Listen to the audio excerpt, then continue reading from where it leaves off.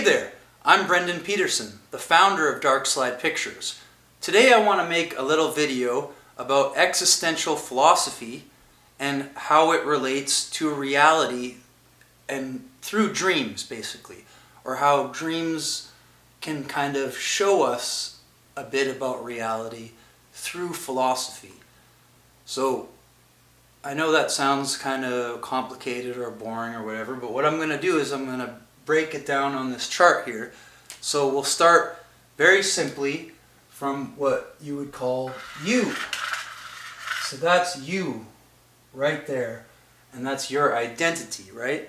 So like what Freud would say is that's your ego and your super id and your id or whatever it was. Like I haven't got it memorized, but partially what people believe now is that what he was seeing with those things were actually more like the subconscious and the things beneath the mind that kind of influence how we think. And that's where Carl Jung comes in, where he said that outside of identity there's actually this ring called dreams.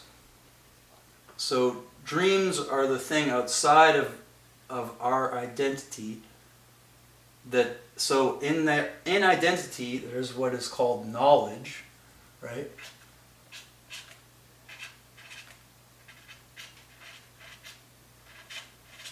And our knowledge is where through that and through our memories we kind of create our own identity, and that's how we know ourselves as we relate it to the world. But then dreams are like our fantasies, or the things we create that are not exactly knowledge. They're actually outside of knowledge, because they're things that we envision in our mind that aren't necessarily true.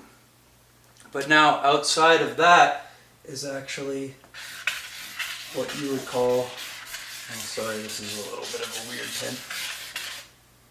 We'll say that is what you call the unknown, which is the universe itself and all of its forces. So at one point gravity was an unknown. We didn't know what that was. We didn't even know what the universe was. We just thought it was God poked some holes in a black cloth and that's the stars. But so if you think about it, people back then, they started having dreams about, well, what could those bright lights in the sky be? And that's the knowledge was out here in the unknown, waiting for us to find. Just from the stars existing, right? But in order to bring that to being knowledge that we have in our identity, we have to bring it through this bubble of dreams into our identity, right? So what you could call that is a piercing motion. So there's this kind of newer theory that's called time piercing, which is almost kind of like The Secret or law of attraction, where it's basically kind of a common sense thing where it's like the more positively you think about something, the more likely it is to happen. So if you look at that from like a logical perspective, when you're thinking about something positively, you're putting it into the realm of visions, and then you're giving it more of a chance to come from the realm of unknown or from the universe and its energies to bring it to your identity. So actually, it's dreams themselves how we translate and communicate with the unknowns of the universe itself. So actually there's a lot of ways you can apply that in your life and in your art, and that's just an important thing to realize. So what are some things that are in the unknowns? There's stuff like love, right?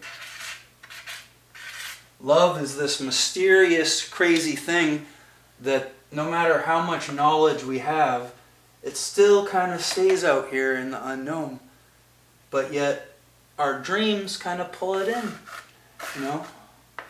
We think we know love, and a lot of about love we do know, but a lot of love we don't know, because love remains a mysterious force of the universe no matter how much we know, right? So we got these distinct places. We have our identity, which is our knowledge. So a long time ago, our knowledge was very small, and almost all of it was still out here.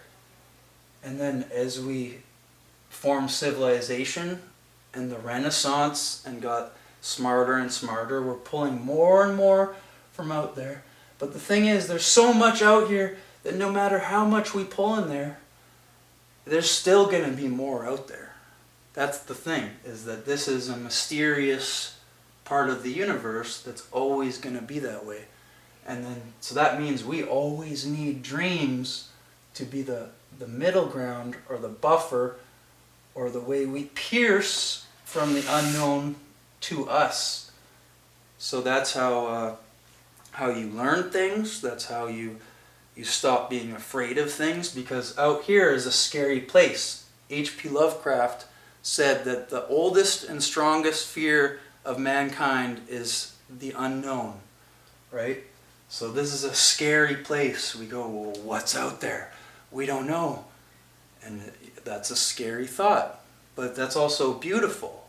That's what makes love mysterious and beautiful. If it was all here, then it wouldn't be, it wouldn't be this force of the universe that's outside of us as an individual and our own identity. So, all that said, we got these three distinct places. We got identity, we got the world of dreams, which we use to translate, and then we have the unknown. So we could say that Jung's subconscious is probably in dreams, right? Because dreams we have some sort of influence over, so they must be within us. So that's coming from somewhere within us that we can't see. But the unknown comes from outside of us. It comes from the universe itself, and that's why it's represented by mysterious forces or known forces or whatever. At one time, all known forces were mysterious. So, now we got all that said. Actually, underneath all that, there's even something else called the unified field. But it exists underneath everything, so it exists outside of all these things. But actually, it connects them all. This is where the things that fuel dreams come from.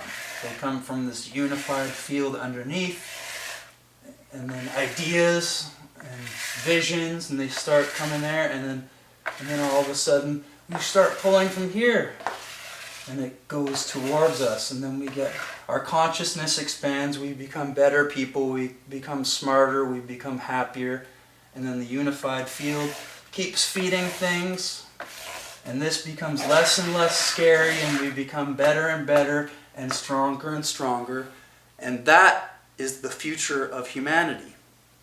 And that's what I really believe. And this is how I think reality works.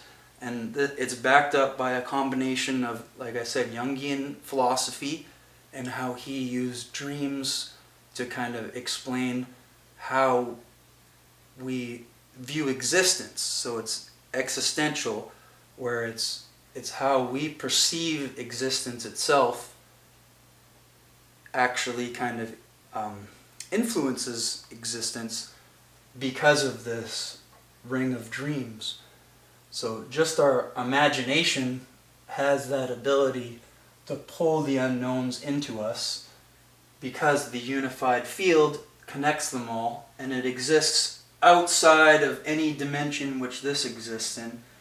So here, time doesn't exist. Nothing we can even contemplate exists.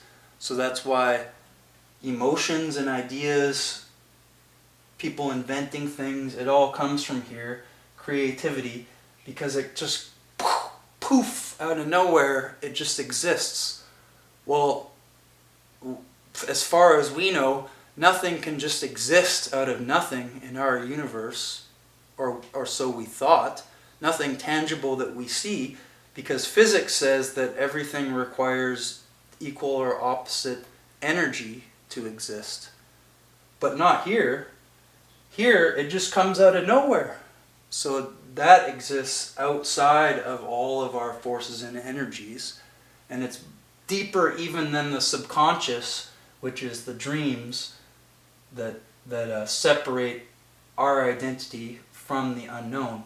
The unified field is way deeper even below that, which is why it connects all people, even those who aren't alive anymore.